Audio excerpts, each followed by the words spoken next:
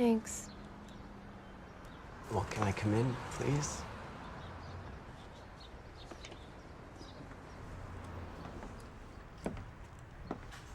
Wow. Love what you've done with the place here. Oh, it's gorgeous. Oh my God, Ed. Like it? See, I took one look at it and I just knew it was you. And Amos, you are something else. All right, so this thing between us, this is only a temporary separation, right? I filed the papers. Wow, that's cold. You want to punish me?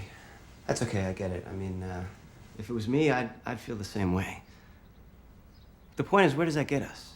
Right? Nowhere.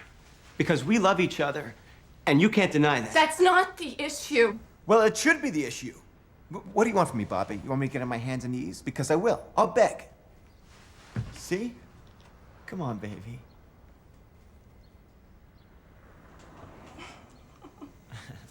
Oh, Ed. Bobby, look at me, please. I wish I could take back what I did. I would rip my heart out if I could, but I can't.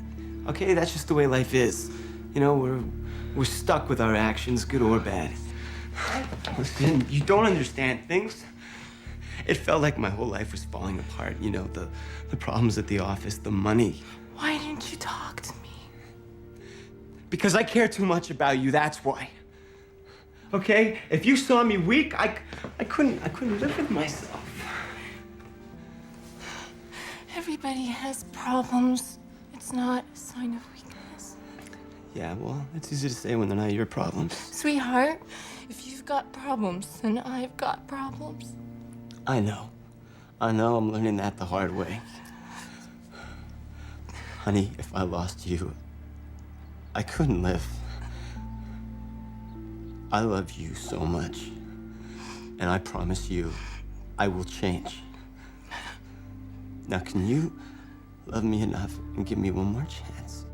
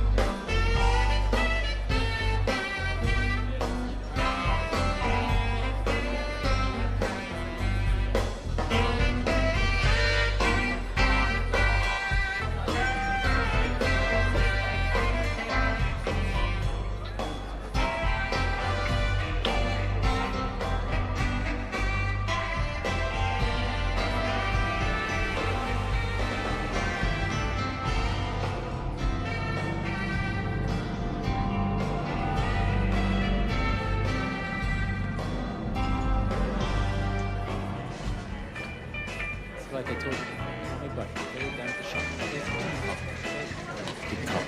Thanks, Roger. Good to see you and Bobby together again. She is my shining star. Couldn't be happier. Look, I hate to bring up business, but I don't want to face our year end with this tax thing hanging over my head. Hey, I already said I was on it. Ed, I've been hearing that for months, man. Tim, we're partners, right? Okay, let's table this shop talk and enjoy these two beautiful women. Your man is in dire need of some TLC. Now, if you'll excuse us, my wife and I are gonna go upstairs and have our own little party. Enjoy. Don't wait up, okay?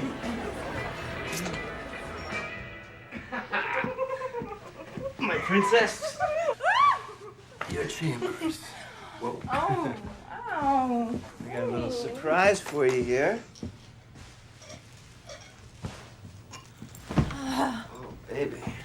I think I had too much. Don't say that. We got a whole night ahead of us here.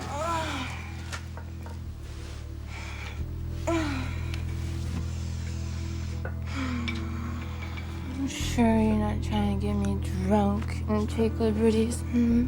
Well, now there's an idea. Why don't you go put something sexy on?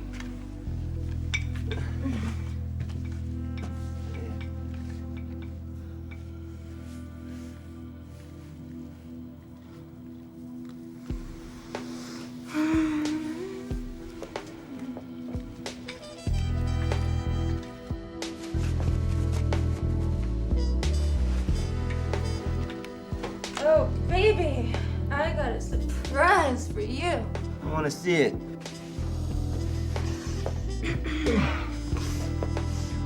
Wow. Come here, baby. Like this.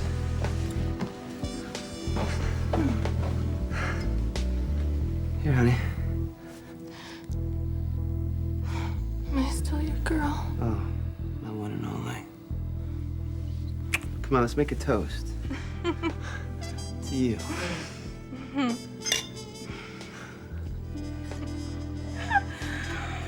Yeah. Good girl.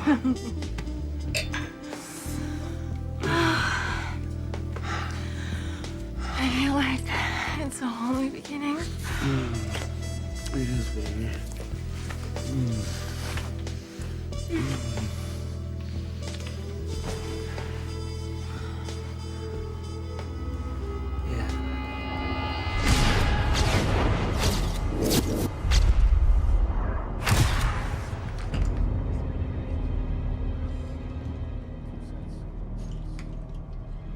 One more.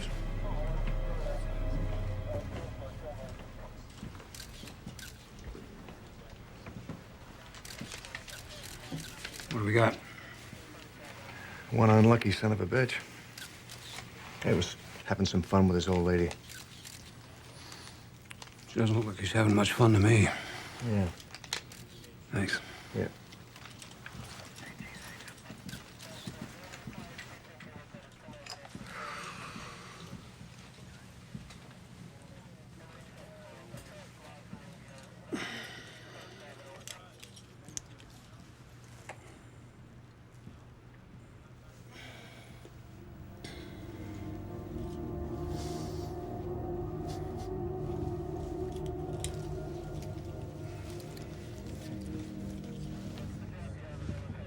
Mr. Amos, I'm Sergeant Patrick Hanahan with the Detroit Police. You want to tell me what happened?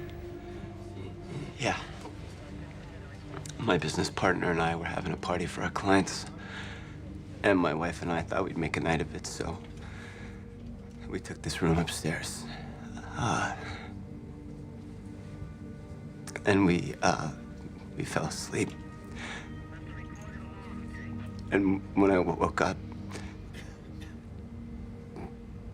she was like that.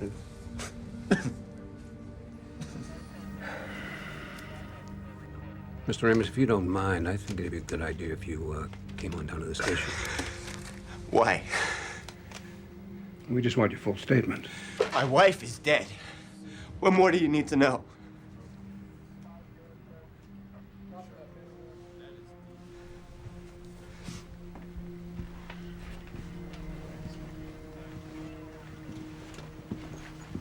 Get Dr. Kimura over here. The coroner? What for? Do it. All right.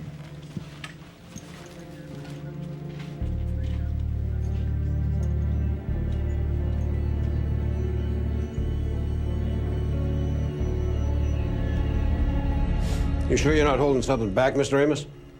Like what? I don't know. There's a lot of paraphernalia in the room. I think what goes on between a man and his wife should stay private. Not when the wife ends up dead.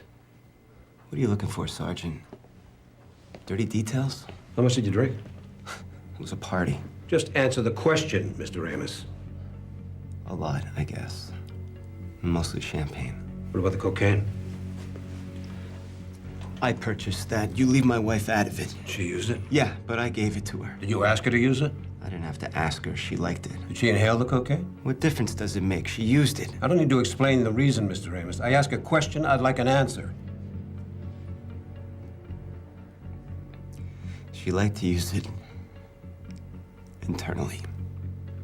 You happy now? I don't understand. She'd put it on her finger. She'd use lubricant so it would stick. I could have stopped her, but I fell asleep. She never knew when to stop. I'm so sorry, Bobby.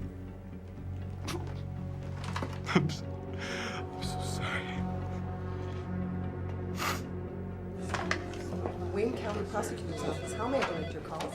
The guy's a former General Motors exec, and now he runs a personnel agency. There's something funny about the whole setup. Funny how? The way the room looked. Maybe I should have a look at it. No offense, Miss Westfield. Nancy, Have you been to many crime scenes? I haven't seen you around here much. that's because I'm in court putting criminals behind bars. Don't worry about me, Sergeant. I can handle it.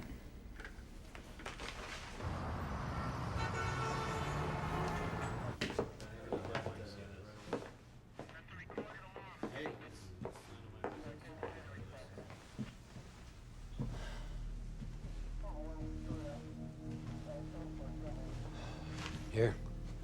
Miss Westfield. You have to wear these. Of course.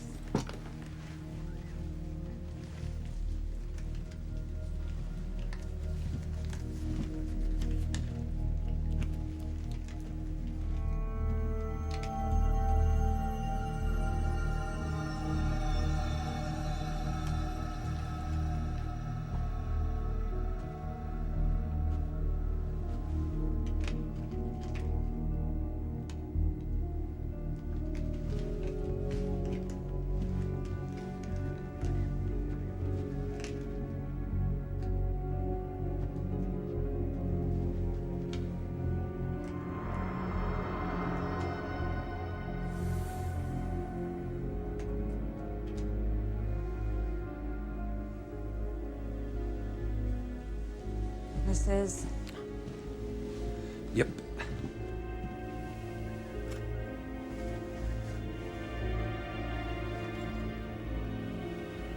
Wow. My sentiments exactly.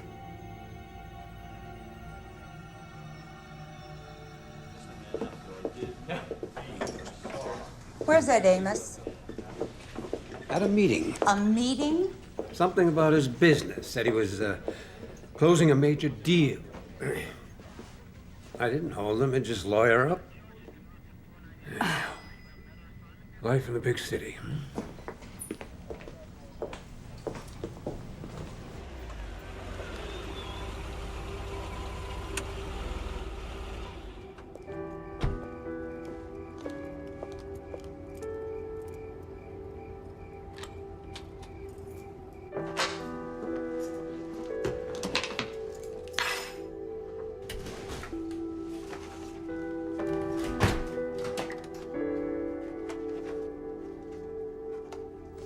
Brush fires fanned by dry Santa Ana winds. Hi, Nancy. It's Charles Sweeney here. Listen, I'm having a little trouble with the factory case, and I'm wondering if you can help me out. Anyway, I'll see you in the office tomorrow morning, and we'll talk about it. Thanks. Bye. Thousands of acres of Southern California hillsides today, forcing hundreds of residents to flee their homes. The cause of the fires is under investigation, and arson is suspected in several of the blazes. Los Angeles, San Bernardino, San Diego, and Ventura have all been declared federal disaster areas, making residents of the four counties eligible for emergency disaster. Out west, it looks like Los Angeles is experiencing exceptionally high temperatures at 83 degrees. San Francisco is going to be much cooler at 60. Howard, your guy's got 2 priors.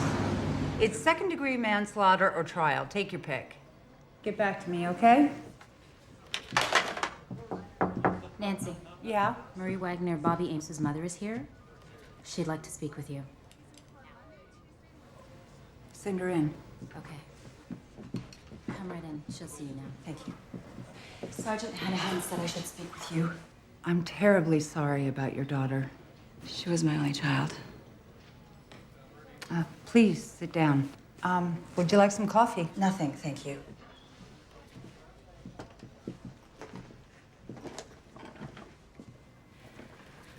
I want the police to investigate my daughter's death. It wasn't an accident. How do you know that? I know my daughter. She didn't do drugs. Ed Amos killed her. That's a very serious accusation. Do you have any evidence? How about his past? I don't understand. You think my daughter was the first? He killed his first 2 wives, possibly even his own mother. Then he collected hefty insurance payouts from all of them.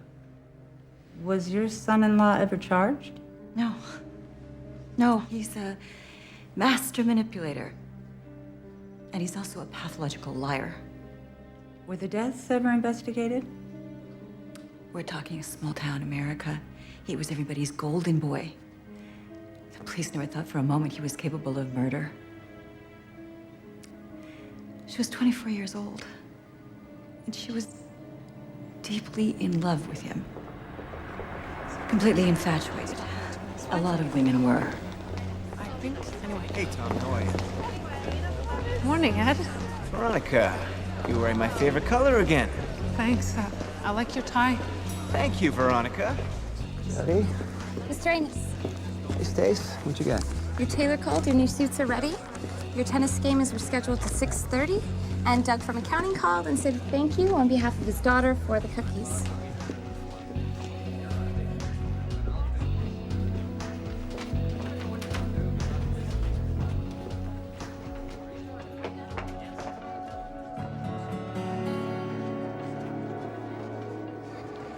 You don't look a bit like Francis Woodward. What does Francis Woodward look like? Ever see a Japanese sumo wrestler? You know. Here's my expense report.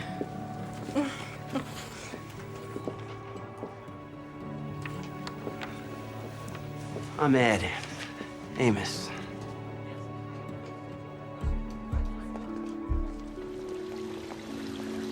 You know, I think my very first words were GM.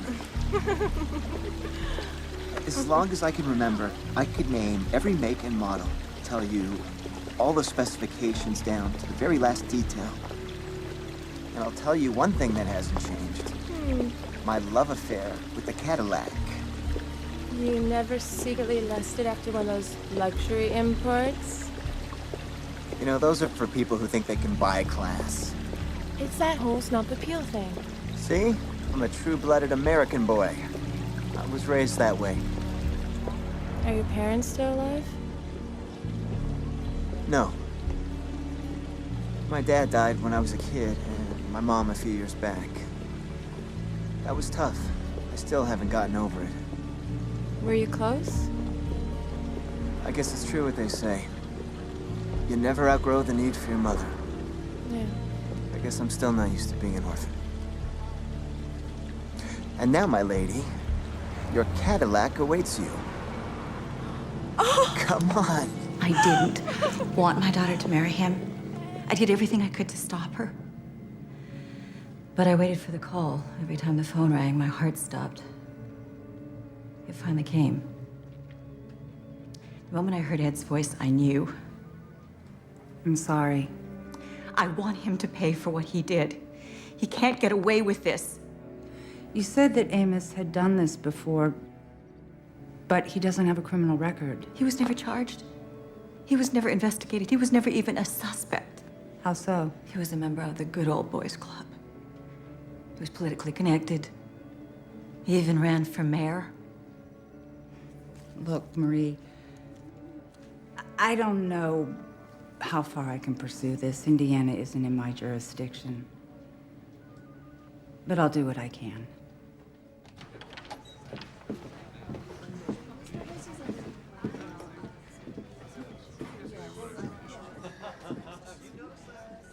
Got a minute? Sergeant. Yeah, sure. If you flip to page 3, you'll see preliminary toxicology. More tests to follow.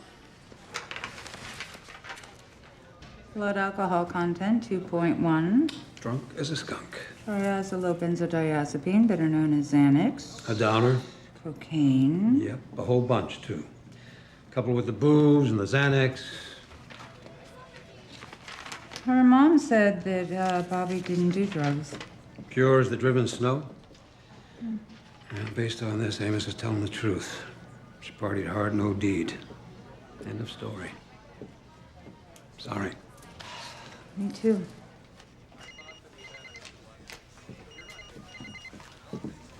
Hanahan. Nance, I have an urgent message here from an emergency room nurse at Detroit General. Said she needs to talk to you. It's about Ed Amos.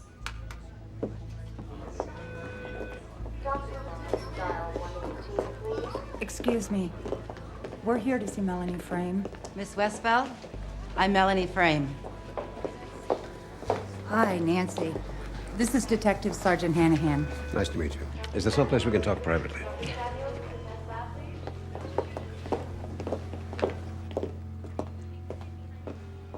I know this seems kind of strange, but when I saw that beautiful girl come into the morgue, and then I saw her name, I knew it couldn't just be a coincidence.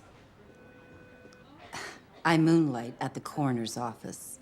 My late husband, Mark, was an undertaker and coroner back in Anderson. Same town that Ed Amos is from? At least when he was married to Carolyn, Ed's second wife. She was 27 when she died. The call came in about 2 a.m. When my husband told me, I said, "You better do a damn good job, Mark, because that man just killed that woman." What made you... When young, healthy women suddenly drop dead, what kills them? Statistically speaking, it's their husbands. And this guy's got 3 drop deads? Do you have any evidence?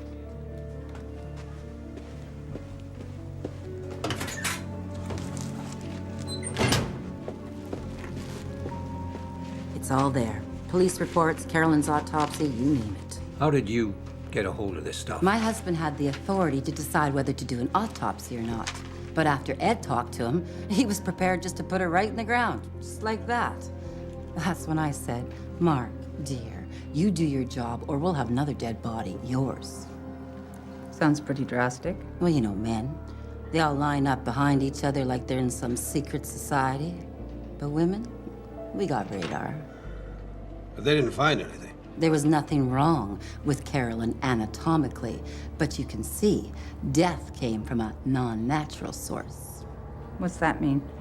Ed Amos. You're the district attorney. You know if a guy loses his first wife, you feel sorry for him. He loses his second, you think he's got incredibly bad luck. But his third is a pattern for murder. Yeah, possibly. Possibly. What if I told you his mother's death was suspicious as well? You need evidence. And from what you've told me, there isn't any. That's why this guy's still walking around out there. According to you, he's never even been questioned in connection with these deaths. To do it right, it's gonna take time to investigate. Well, you're a prosecutor, not a detective. Please let me do my job. Look, the state should be thrilled that I'm not charging extra. Okay. I will give you some time, but with one stipulation. The second this little investigation of your stalls, we file involuntary manslaughter. Agreed. Good. Now, I need your permission to go to Indiana. Indiana's not part of your jurisdiction. Anything that happened there cannot be brought into this case. Watch me.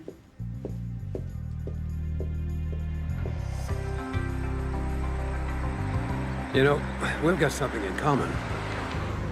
What's that? Everybody in law enforcement thinks we're nuts. Everybody except Officer Mike Williams of the Anderson force. I'm really anxious to hear what he has to say about Saunders' death. I feel like we're in Maybury.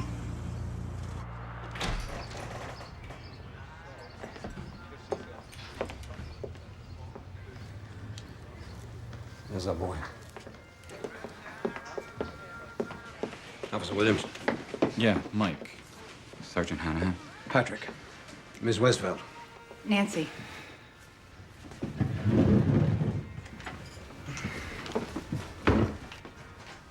These are the case files we talked about. On the death of Sandra Amos. I'd appreciate it if you... Officer, this is completely off the record. We're just trying to build a case. Thanks. Thank you. I'm really glad you're investigating this Amos guy. When all this went down, I was new to the force, but I was on the call. The call? Yeah, when Sandra Amos died. My partner and I showed up first. It just felt wrong. Why wasn't there a proper investigation in the first place? Small towns like this don't have the resources. A fact that didn't escape our friend, Mr. Amos, I'm sure. Ed Amos was a hometown boy. part of the community. A mayoral candidate. Lions Club, Kiwanis. He was the president of the local chamber of commerce. People here still swear by him, and were sad when he moved to Detroit. Huh. As a close friend of Sandra's, you must think it's odd that we're here so many years after the fact. What I think is odd is that nobody talked to me about it when it happened. Well, the truth is, we're here investigating Sandra's death in support of our case against Ed and Bobby Amos's death, his third wife. Oh my God. He killed another one.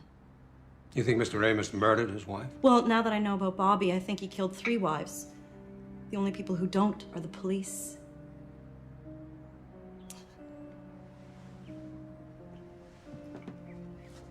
Sandra was such an amazing person. Everybody loved her. How long had you known Sandra and Ed? 5 years. But we were more than just neighbors. We were best friends. Practically lived in each other's houses. I was the last person to see her alive. Other than Ed, of course.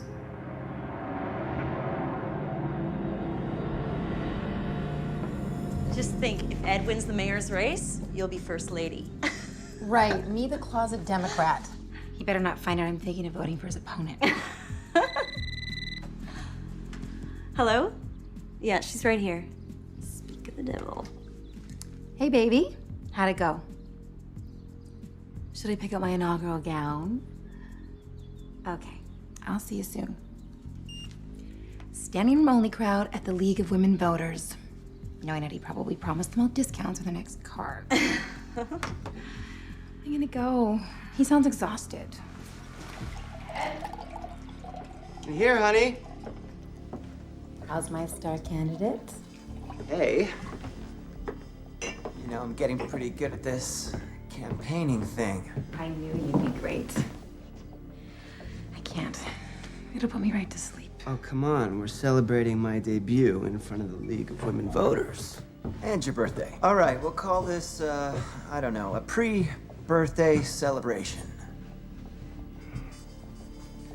So happy birthday, my one true love.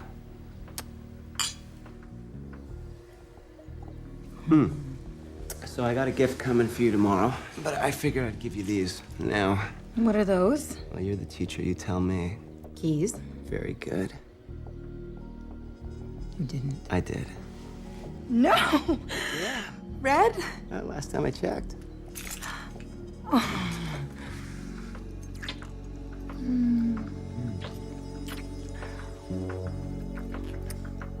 You're so good to me. So I have an idea. What's that? Why don't you go upstairs and run a bath, and then I'll come on up and rub your back. Okay. Sound good? Mm-hmm. Don't be long.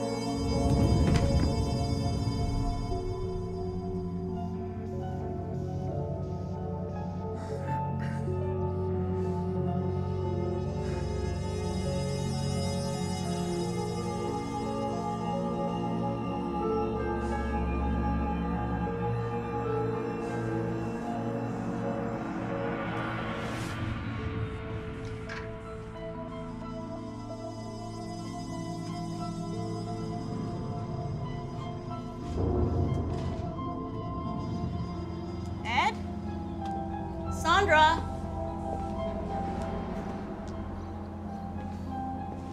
Sandra?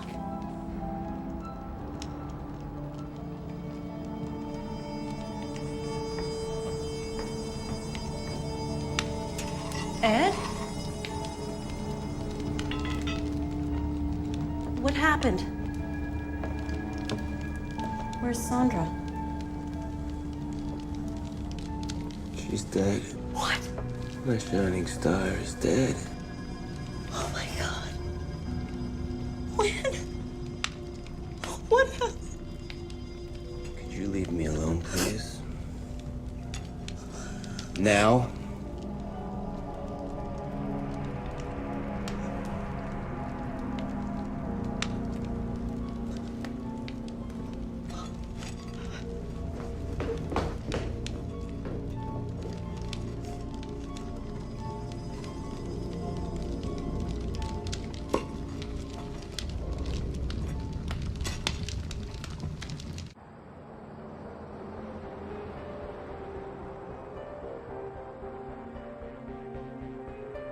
We'd been planning to redecorate. Carolyn had just taken a shower and was going through some color charts when I arrived home. Hi, honey. I am so tired of looking at paint samples. Tell me why we started this again? Because a man's home is his castle. Oh, really? Really? Anything good to eat? It's a servant's night off, Prince full of it. You can get it yourself. There's chicken and potato salad in the fridge. Any wine? There's some open.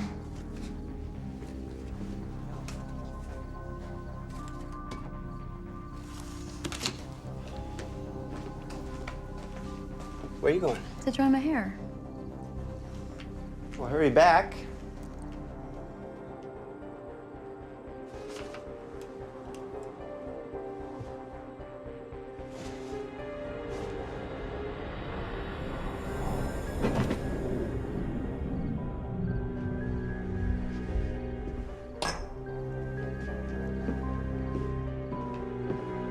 Hey, babe. Carolyn?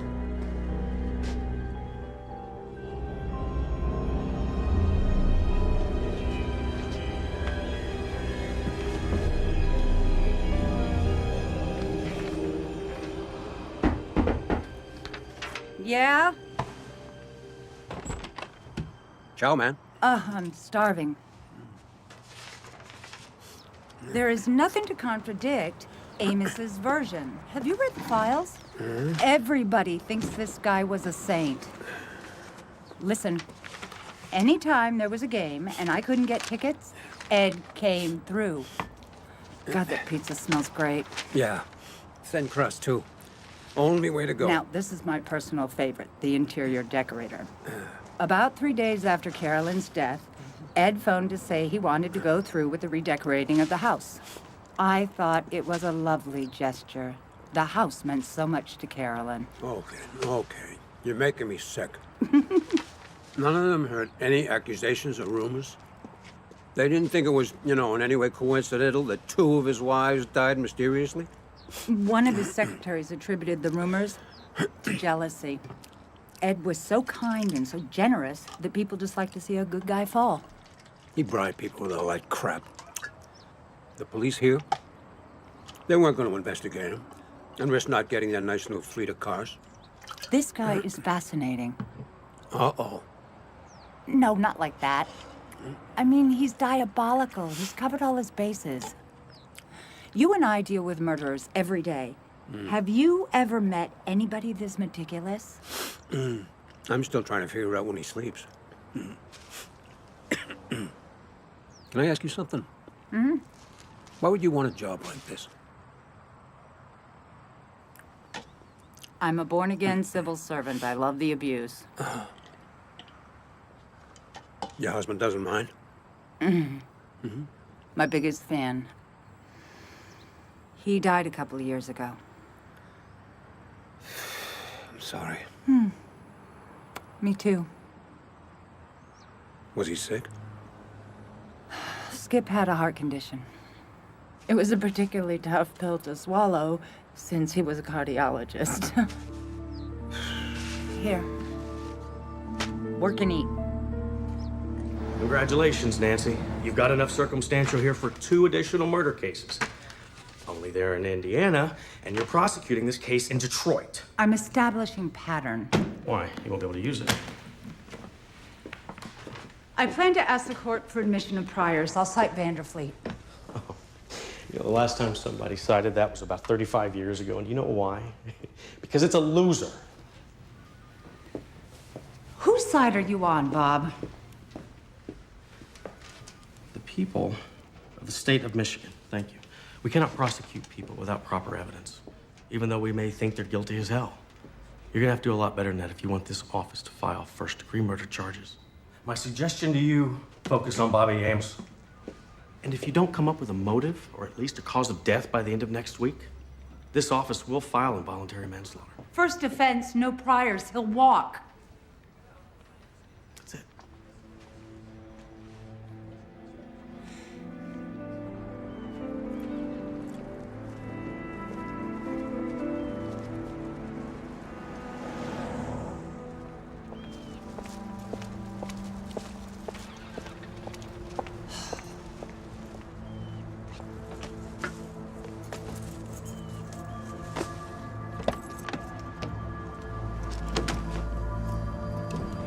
Need some help? I met Amos, Bobby's husband. I know who you are. Hey, can we go somewhere and talk? I don't think so. Listen, you don't have to drive 400 miles to find out about me. I'll tell you what you need to know. Save the taxpayers their money. You're not afraid of me, are you? There's a restaurant down the street by the water. Yeah, I know it. I thought you might. I'll meet you there.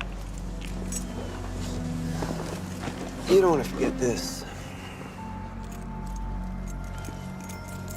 Thanks.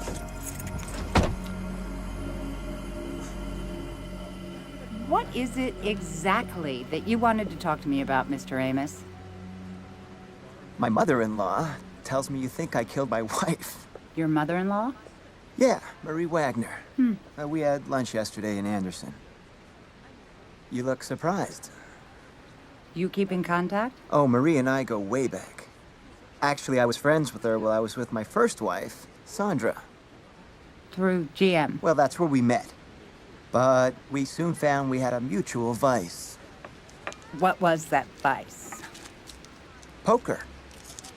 Yeah, I hate to admit it, but she's much savvier than I am. That woman has nerves of steel. Well, since you and Marie were such good pals, she must have been thrilled when you married your daughter. She actually was very, I want to put this delicately. It was very awkward. I mean, Marie and I were friends, and of course we flirted a little, but that was it. But then when I started dating Bobby, she became hostile. So I had to hope that she'd get over this, I don't know what to call it, this thing. Has she? Yeah, but it took Bobby's death. I guess now she realizes we're all the family each other's got. You see, Nancy, things aren't always what they appear. I mean, take you, for example. Right? On the outside, you seem really tough and a woman in control. But really, you're being pulled in every direction. Am I? Come on, Nancy. You're in a man's world. The guys at work think you're a dilettante. Just one more woman who's trying to make a name for herself at their expense. You think you know a lot about me, don't you? Enough to know you're barking up the wrong tree. That's an interesting theory, Mr. Amos. I have to go.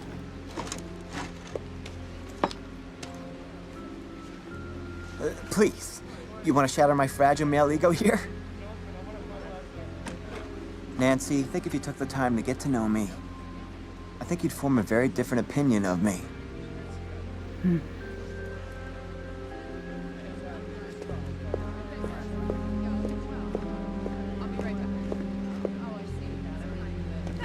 It's a cyclical thing.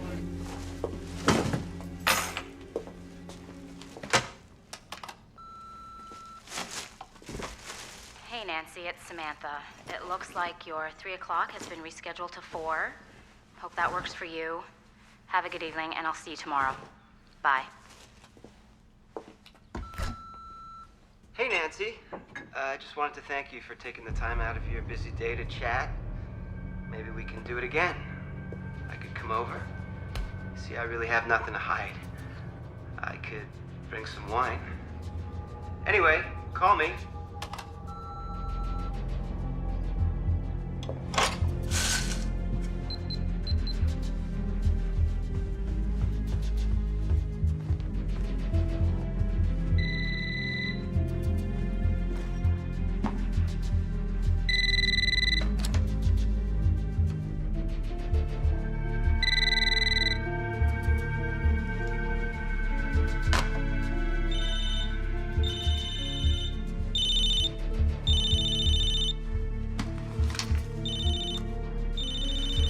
Idiot.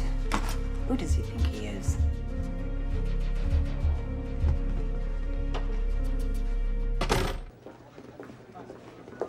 Where you going? To Indiana. I want to talk to Marie. You're making way too much out of this. Come on. She's given us all this information, and she just happens to omit the fact that she's had a 20-year friendship with Amos. You knew they worked together. Worked together, yeah, but those two hung out together. She had lunch with him day before yesterday. Yeah. So? So, maybe she was jealous of her daughter's relationship with Amos. Out for revenge. You don't really believe that this is about Marie getting even with Amos.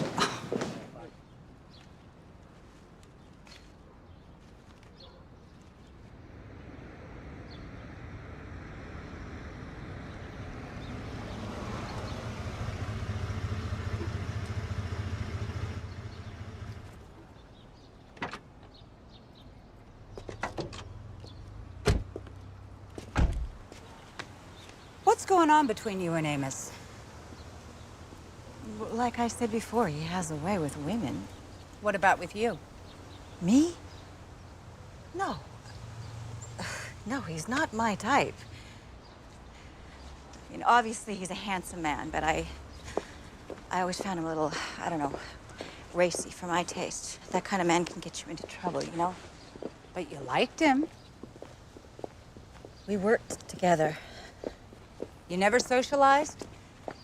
We both like to play cards, okay? So you were card buddies? I never said buddies. You knew his first wife, Sandra. Yes. What about Carolyn, his second wife? I knew her a little bit, too. Why didn't you tell me you had a long history with this man? Because it has nothing to do with my daughter's death. What is your relationship with Ed now? There is no relationship. So why do you continue to see him?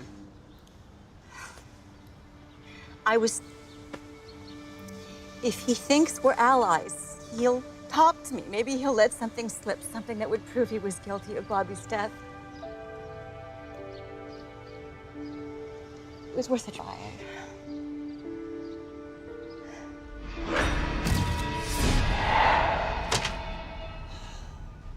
So what's the motive? Money. He had plenty. He had a good job and a successful side business. Not enough money to support his gambling, fancy cars, the Rolex watches. There is nothing illegal about being a good gambler, unless you don't pay your taxes. Okay, let's put motive aside for a minute. Bobby Amos died from acute cocaine poisoning. Mm-hmm. Ed says she did it to herself. How is it possible to get 14 times the amount of an overdose into your own bloodstream? You can't. You'd have to get it into her, but there were no signs of a struggle.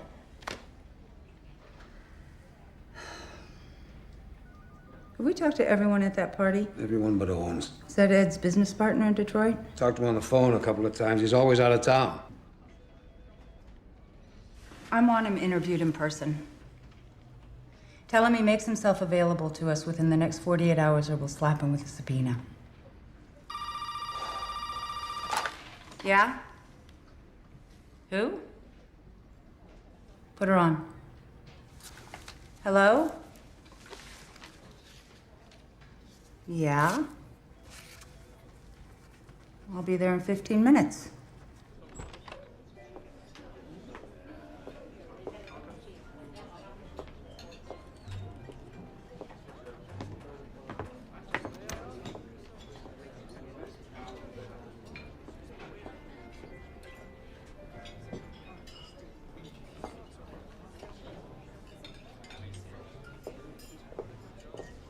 Mary Zellinger? Thanks for coming. I understand you're talking to people who know Ed Amos. Yes, I am. You know Ed. I had an affair with him while he was married to Bobby. I didn't know that he was married at the beginning. I mean, as a single woman, the first thing I do is check for a wedding band.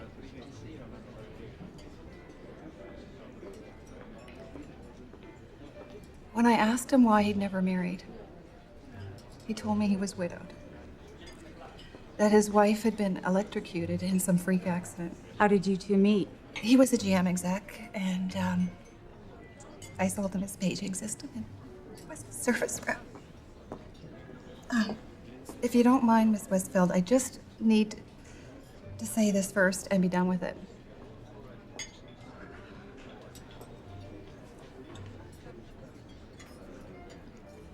I'm in love with Ed Amos. Is that supposed to be a bombshell? You don't understand. I say that believing with all my heart that Ed killed Bobby. Why would he do that? To marry you? For the money, of course. He needed money that badly? He was desperate. Ed liked to pretend that everything was great. Then one day, I noticed he wasn't wearing his Rolex. He said he lost it. Well, a few weeks later, I found this pawn ticket. Well, it's a big leap between pawning a watch and murder.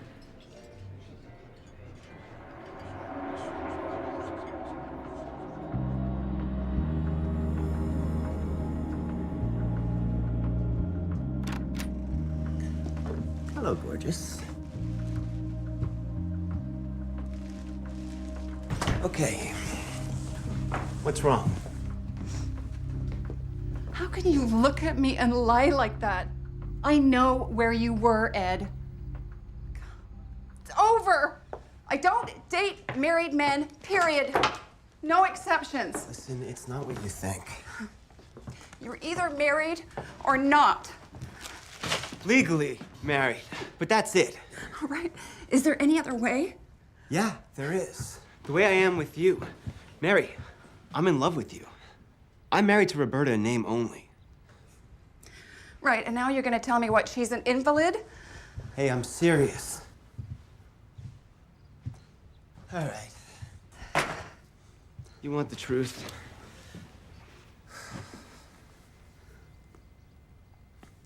She has a lot of money, and I need it. I am up to my eyeballs in debt, and I just resigned from GM. Why did you do that? Because it was the only way I could get them to drop the fraud charges against me, that's why. Huh, yeah. They think I padded my expense accounts. Did you? Don't you get it? Someone out there wants my job, and he figured out a way to get to me. And it doesn't matter if I'm innocent or not, because they're gonna drag my name through the mud either way. Sorry. It just seems so unfair. It's okay. I'm starting a new personnel agency. And Bobby's put up half the money. But I have other investors, and hey, it's not like it sounds. She owes me, and she'll be the first one to tell you that. And then I fell in love with you. Honey, I know I should have been upfront with you about this. It's just... I was so afraid to lose you. You don't know how badly I need you in my life. I'll tell you what. I promise you, I'll file the divorce papers. If you promise, you won't leave me. Deal?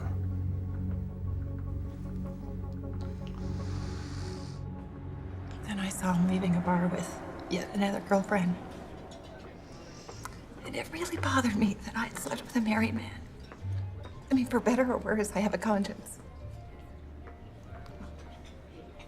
Maybe in this instance, it was for the worse. I called Bobby.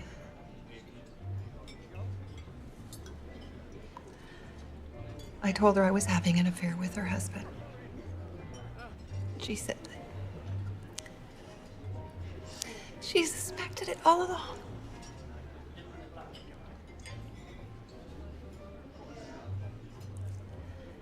A month later, she was dead.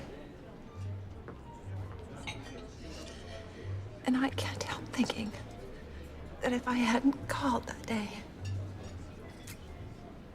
would she be alive today?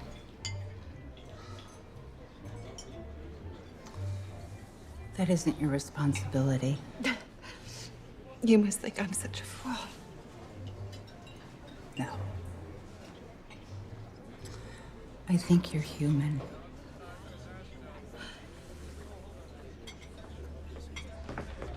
Nancy? How'd it go? Well, what if I told you that I have in my possession the smoking gun?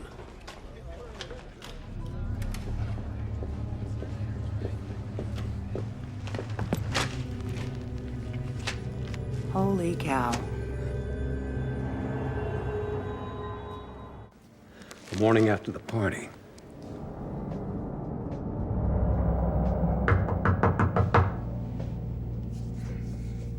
We're sleeping! Come back later! It's me, Ed. Open the door. You gotta help me. What's going on? You trust me, Tim? I don't want to talk business at 6 a.m. I need you to keep something for me and no one can know about it, ever. Can you do that for me, Tim? Yeah, sure, I guess. No guessing! Now my life is on the line, man. Christ, Ed. What the? Don't ask me what it is. I can't explain it. It's not what it looks like. It is like this falls into the wrong hands. Do you have any idea what that would do to our business? Okay. Okay, don't worry. You do that for me. Yeah. You know I can count on you, buddy. It's all good. All right.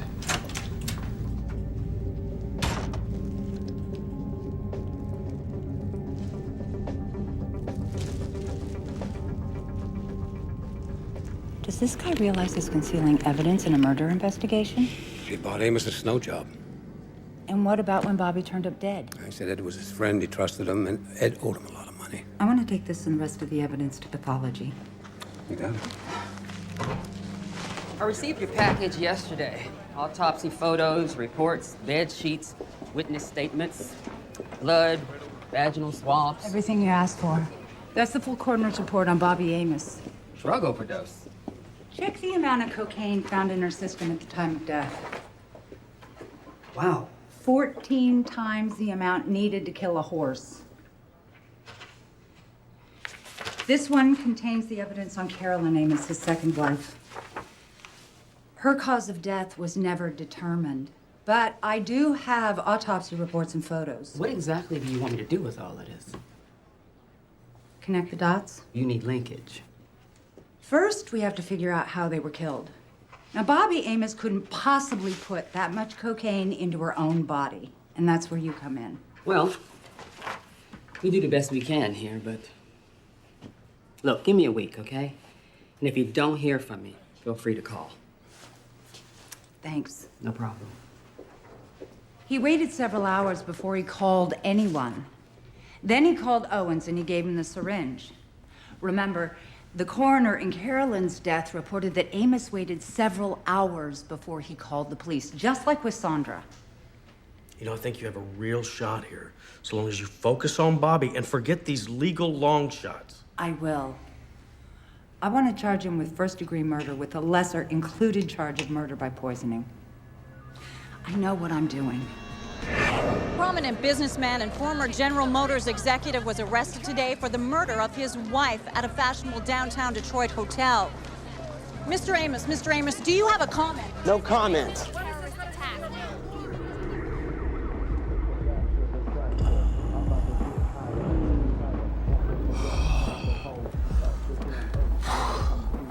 That was fantastic.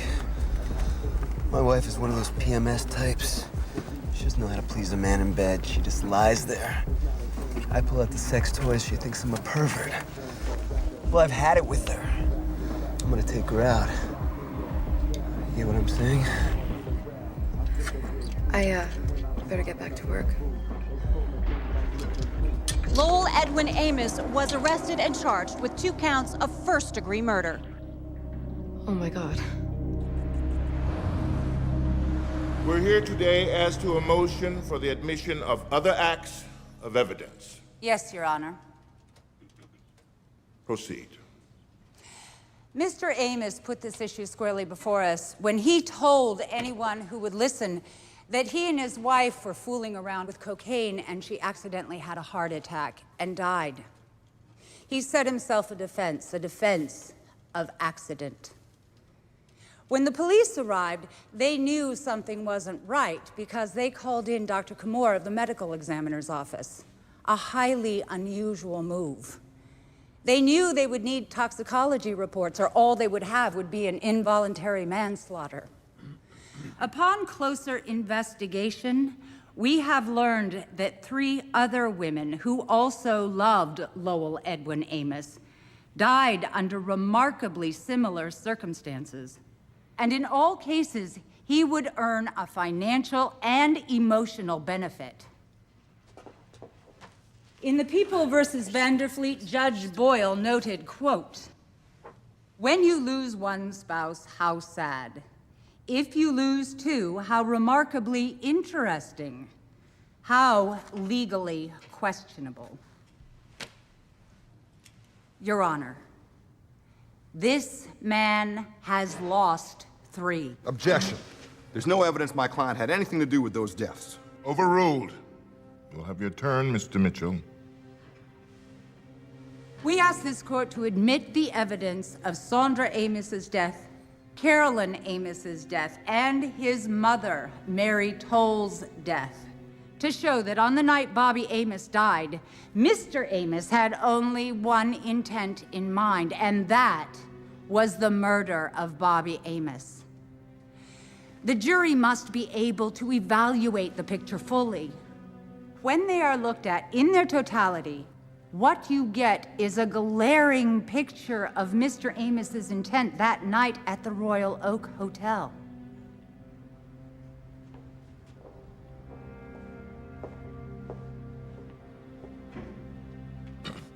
Your Honor, should you favor the prosecution's argument, you would undermine my client's ability to get a fair trial.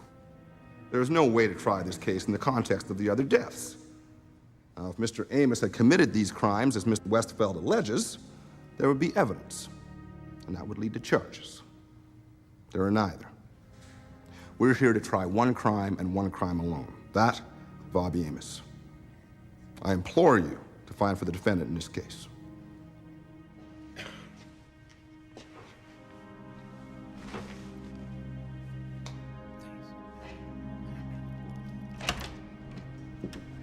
Can you hold a second? Well, He'll let us use Carolyn.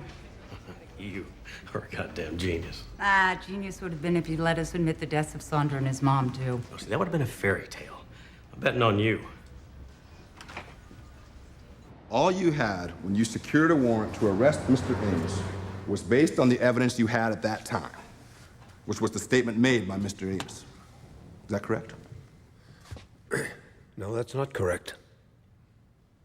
All right. Is there anyone in this world that can tell you Mr. Amos killed his wife? I don't have an eyewitness, if that's what you mean.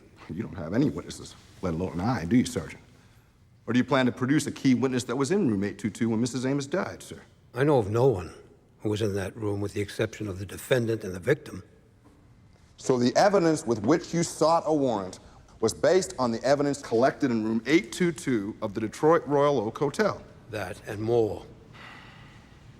Your Honor, will you ask the witness to limit his answers to the scope of this trial? Sergeant, please confine your answer. I'm answering truthfully, Your Honor. You know we're talking about Bobby Amos, Sergeant. You're with us there, right? Yes. And it is the evidence collected in that investigation that led to your warrant, correct? Not solely. Your Honor.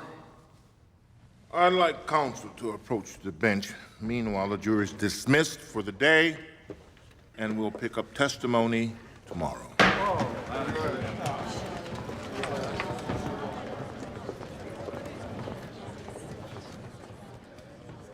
I have one question, Sergeant Hanahan. Were you aware of the court's prior ruling. The defendant's mother and first wife were not admissible. Yes, Your Honor. And yet you continuously ignore that ruling. Your Honor, when I walked to the stand, the lady took my name, and I swore an oath to tell the whole truth. I cannot sit here in all honesty and misrepresent what I did in regards to this case. They haven't been able to prove their case that my client perpetrated the death of Bobby, so now they want to work on Indiana. They're so convinced of their case, they should go there and prosecute those deaths. Your Honor, since this trial began, I have done everything I could to limit those other cases. Mr. Mitchell has repeatedly tried to bait the witness. I have objected to every overly broad general question about those cases in Indiana. I advise you, counsel, and your witness to use the evening to think long and hard about your strategy. If you cross the line, I won't hesitate to call a mistrial.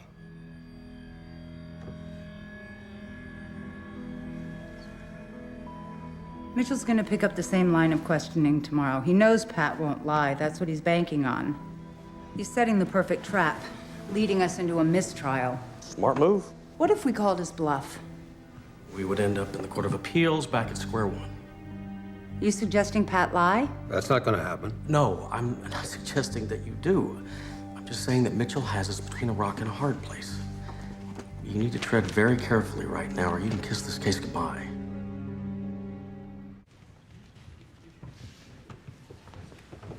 How you feeling? You ready to roll the dice? I don't gamble. All rise for the Honorable Judge Joel Collins. Please be seated.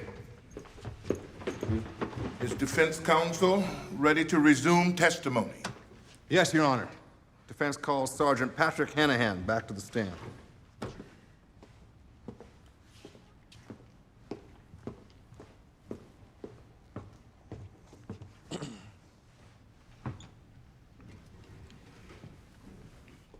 I'd like to return to the issue of the warrant for Mr. Amos. Did you obtain the warrant as a result of evidence collected entirely from the hotel suite at the Detroit Royal Oak Hotel? Not entirely. You're aware, Sergeant, that I'm speaking solely about Bobby Amos. I mean, my client's not charged with killing other people too, is he? No, he's not. Mr. Mitchell, we need to confine. All right. He's the one trying to expand it, Judge. Now, at the time you arrested Mr. Amos for the death of Mrs. Amos, you were armed with the same evidence that's being presented here to this jury. Isn't that right? As well as additional information regarding his mother and his first wife. Your Honor, I demand a mistrial. In view of the fact that Sergeant Hanahan was fully aware of my earlier ruling, I will have to rule for a mistrial in this case. The people ask for a stay so that the Court of Appeals may consider that ruling. So granted.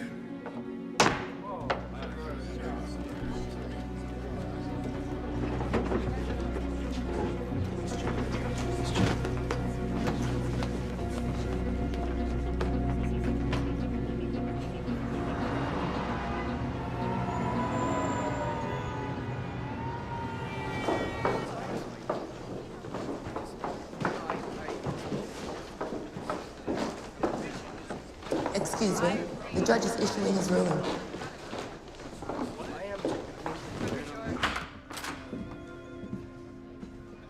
Well, we were brilliant. We were, I can't deny it. The Court of Appeals bought it hook, line, and sinker. It's one hell of a risky strategy. Yeah, but it worked. Now they know about Mama and the other Mrs. Amos. We got our cake and we can eat it. The prosecution calls Ruth Loftus.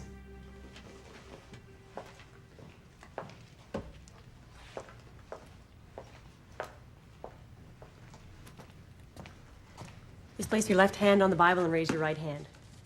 You swear to tell the truth, the whole truth, and nothing but the truth, so help you God. I do.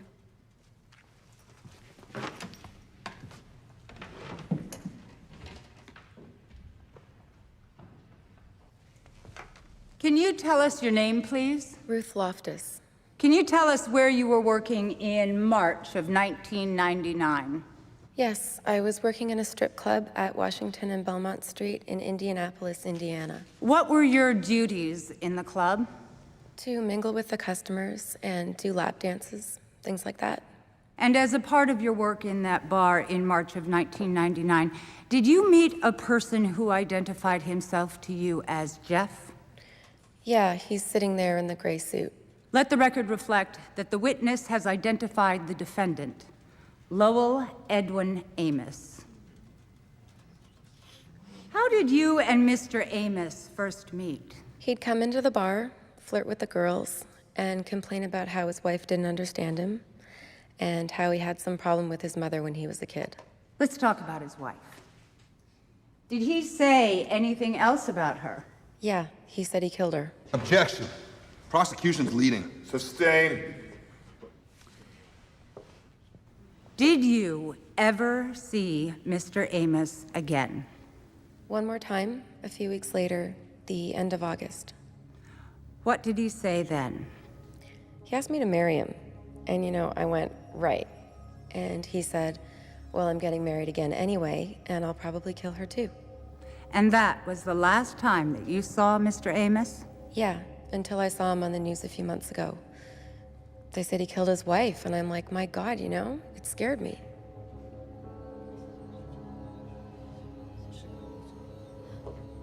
Tell me, Mr. Amos, were you a good husband and provider during your marriage to Carolyn? My wife and I had a very good relationship. We both worked at GM. We had a beautiful home. She had everything she wanted. We drove Cadillacs. She had 5 furs, lots of jewelry. We went on nice vacations together, those kinds of things.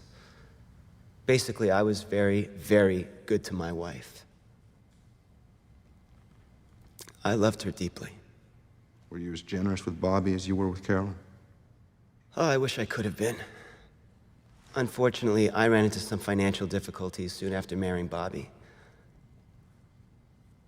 And she understood. She said she had everything she needed because she had me. Now, during your marriage to Carolyn, did you ever meet a Miss Ruth Loftus, who testified here yesterday? No, sir. Never been to the Pussycats at Belmont in Washington? I've been to Belmont Street. I've never seen Washington. I've certainly never been to the Pussycat. I'm afraid that woman has me confused with this, Jeff. Now, when Carolyn died, there was never any investigation? Oh, no, none. You were never questioned? Absolutely not. There was no physical evidence of a crime? Bruising? Injuries? No, there was nothing like that. The finding was pulmonary edema, mild asphyxia, or a sudden snap of the heart. Were you ever charged by the authorities for murder? I was never even questioned, let alone charged. Now I'd like to talk about the night Bobby died. Okay. How were you getting along that night? Great. It felt like we were moving on. I had just come clean about my affair, and Bobby forgave me. She was just that kind of person. Will you tell the jury, please, Mr. Amos, what happened when you and Bobby went back to your hotel room? We went back to the room. Bobby got undressed. I took a couple of Xanax because I had to get to sleep. I had an important business meeting in the morning. Xanax was some sort of sleeping pill? It's for anxiety. It relaxes me. Does it help you to sleep? Oh, very much so.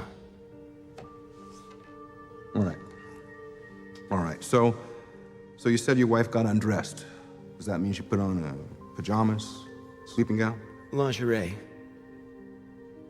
So she got on the bed, and I poured her some champagne. We drank some. We fooled around a bit. I did a line of coke, and then Bobby, Yes? This is pretty intimate. I know this must be difficult for you to talk about, Mr. Amos. But did your late wife, Bobby Amos, did she or did she not have cocaine on the night of her death? Yes. She put some on her finger and inserted it. You'll have to educate me. What is that supposed to do? Well, basically, she put lubricant on her finger, then dipped it in the coke. That way it would stay on. And then inserted it into her vagina. This would heighten sexual stimulation. Then what happened? Then we played with some toys. She did the same thing again. She spread the lubricant around, dipped the toys in the coke, and put it inside her again. And I guess soon after, I must have passed out. The next thing I knew, I woke up and my wife was lying next to me. Dead. I want you to be absolutely truthful, Mr. Amos. What did you do then? I panicked. All I could think of was how it looked. There were drugs everywhere and sexual paraphernalia. And I thought of Bobby's mom and the press. And I was frightened. I called my friend and business partner, Tim Owens, and I asked him to take something. Did you give him a syringe? Yes. Why'd you do that? I was worried about a possession charge. What were you going to use it for? The syringe? Absolutely nothing. I've never used this thing before in my life. But I knew if someone found it, he'd jump to all kinds of incorrect assumptions. Like what? Like that Bobby and I were users. Oh, you'd be amazed how quickly people jump to false conclusions. Will you tell the court, please, Mr. Amos, how you were treated by the police from the time they arrived to the present? Like I was a criminal. They handcuffed me. They tried to get me to say that I forced drugs on my wife. They harassed and intimidated me, my friends, my business associates. I was trying to grasp the fact that my wife was dead, that this beautiful and loving creature that I'd built my life around was no longer of this world.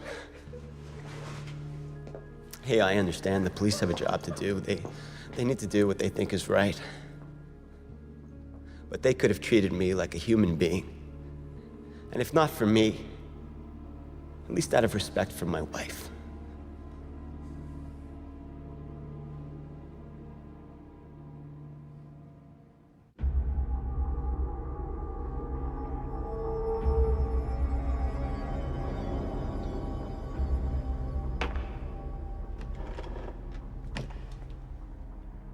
What I would like you to do for me, please, Mr. Amos, is to answer my questions succinctly. I would appreciate it if you don't fill in the blanks as you go along. Certainly, ma'am. As long as you don't try to lead me. Well, you don't understand, Mr. Amos. This is a cross-examination.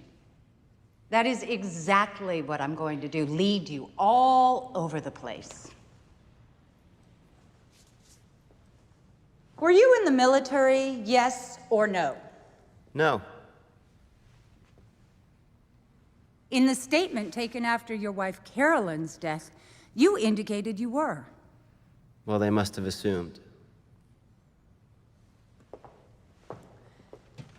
People's Exhibit 17. Is this your briefcase? One of them. I'd like you to step over here, please, and indicate for the jury what each object is that was found in your briefcase, and explain its purpose. Mr. Amos. Certainly.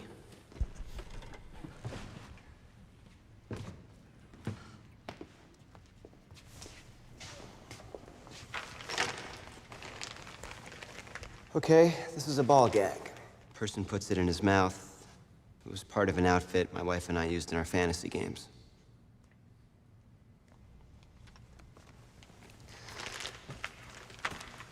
the blindfold. I'm sure you can figure this one out. This is a strand. It's used to touch someone sensually. These are handcuffs. And all these batteries. Those are used for the vibrating adult toys. You may return to the stand.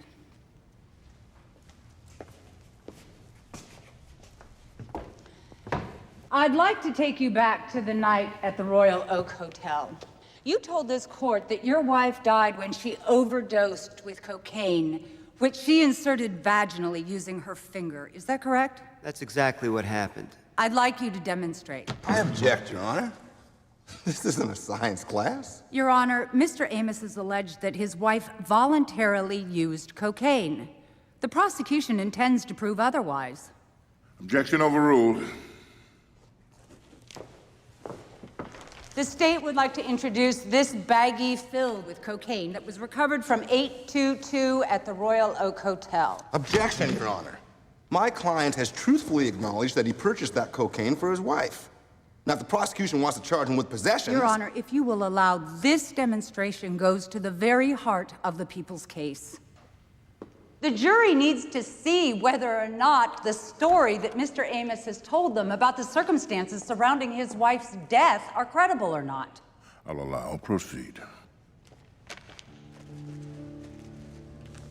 Now, I have here the lubricant you claimed your wife used on her finger.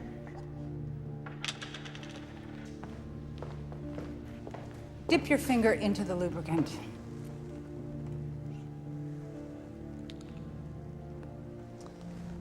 Now, can you dip your finger coated with lubricant into the baggie with cocaine and remove it? How much cocaine would you say that is, Mr. Amos? I don't know. Not much. Not much.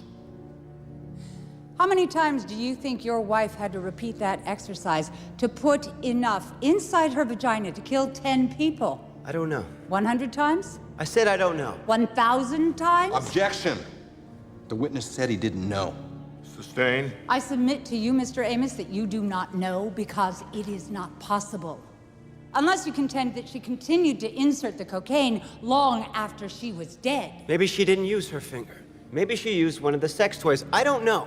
According to the medical examination, there was no cocaine found at the entrance of your wife's vagina. Can you explain how that would happen if she used her finger or... I vehemently protest. This is nothing more than prurient voyeurism posing as a cross-exam. She is dragging my dead wife's name through the mud, discussing our sex life in front of the world. It is Mr. Amos who chose this defense. The jury has every right to see it acted out. Answer the question, Mr. Amos. I don't know why you couldn't find cocaine there. I was asleep. And if you know so much, Miss Westfeld, you explain it. No further questions, Your Honor. You may step down, Mr. Amos.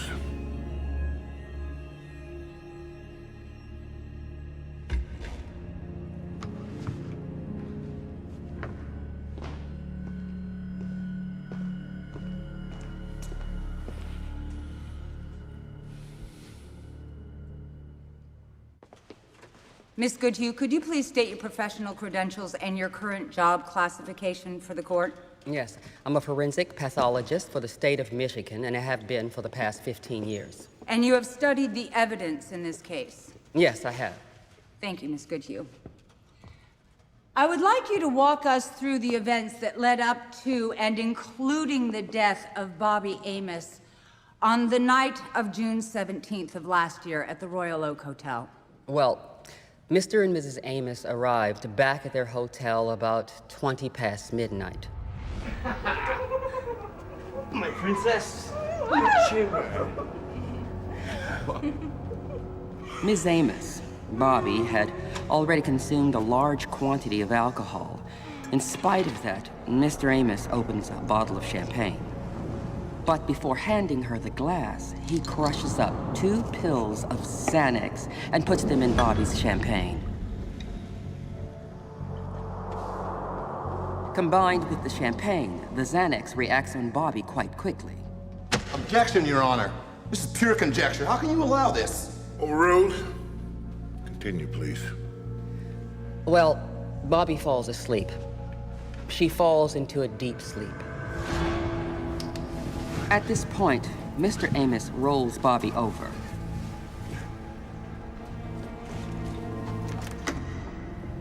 Then he takes the syringe, a glass from the bar, and the bag of cocaine into the bathroom.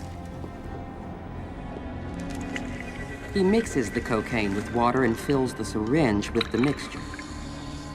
Then he returns to the bedroom.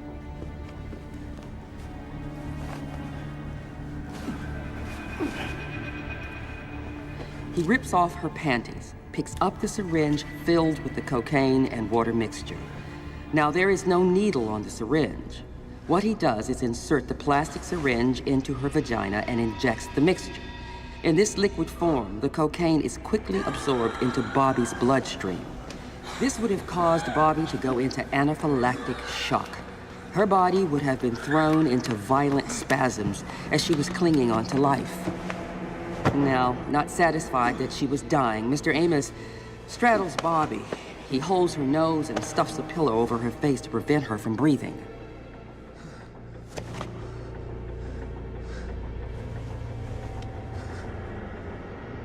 If that's the case, why wasn't there a vascular effect, which is usually the result of suffocation? Back in the 18th century, there were two nasty lads called the Burke brothers. Now, they made their living providing corpses to hospitals for research. So what made them so successful was the extraordinary amount of dead bodies they could produce. Now, of course, the answer to this was they were creating them. They would find drunks passed out on the street, in alleyways. One would sit on the man's stomach, the other one would hold the man's nose. Now, this would cause a respiratory effect versus a vascular one, which left no indication of foul play. So what you are saying is that both Carolyn and Bobby Amos were smothered in a way similar to the Burke brothers' technique in order to avoid any signs of foul play. Yes. There were tooth marks on the pillow. There were bruises on the bridge of Bobby's nose and on the inside of her mouth. Once Bobby was dead, Mr. Amos cleaned her inside and out. One final question, Miss Goodhue. Would it be possible for Bobby Amos to have overdosed by inserting cocaine with her finger? No. How about if she used a larger object, say a sex toy of some kind? It isn't feasible to get that amount of cocaine into your system by any such method. Now, if it were possible, there would have been cocaine evidence on the bed sheet and in and around the opening of the vagina.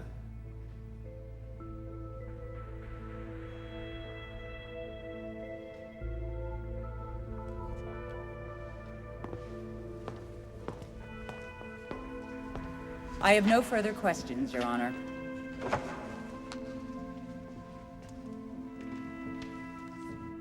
The defendant will please rise.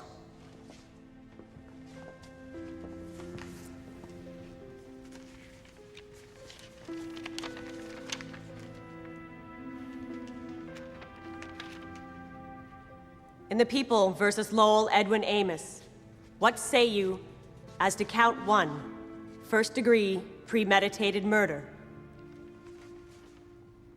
Guilty. What is your verdict as to the defendant, Lowell Edwin Amos? Count 2, murder by poisoning. Guilty.